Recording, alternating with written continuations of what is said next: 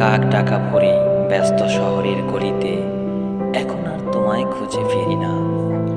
এক চিমটি সুখের হাতছানিতে নিজেকে আর পতঙ্গ করি না। ইট পাথরের দেয়ালে দেয়ালে আমার স্বপ্নগুলো আজ প্রতিধ্বনিত হয়ে ফিরে আসে।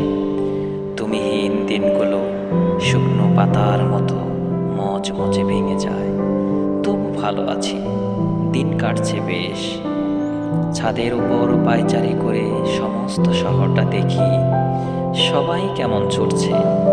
চশমার ভিতর দিয়ে জীবনের বাস্তবতাগুলো ফিল্ম হয়ে ভেসে ওঠে। সন্ধ্যা নেমে এলে আনমনে পায়চারি করে রাতের তারা গুনি। পায়ে বাদামের খোসার মচমচে শব্দে ধ্যান ভেঙে যায়। দীর্ঘশ্বাস ফেলে চশমাটা আবার ভালো করে পরি।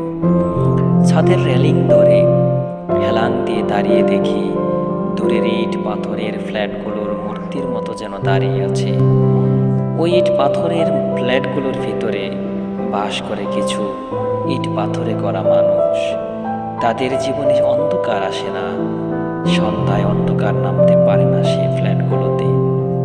কত রং বেরঙের আলো ঘিরে থাকে সে দেয়ালের সারা গায়ে, কত আলোকসজ্জা কারুকার্যিতা। দূরের জিনিসগুলো কতই না সুন্দর হয়, যেমনটি তুমি। কিন্তু আজ আমি পতঙ্গ নই, আমার পাখা নেই। তোমার অনলেই সে পাখা পড়েছে, শুধু কোনো রকমে প্রাণটা বাঁচিয়েছে।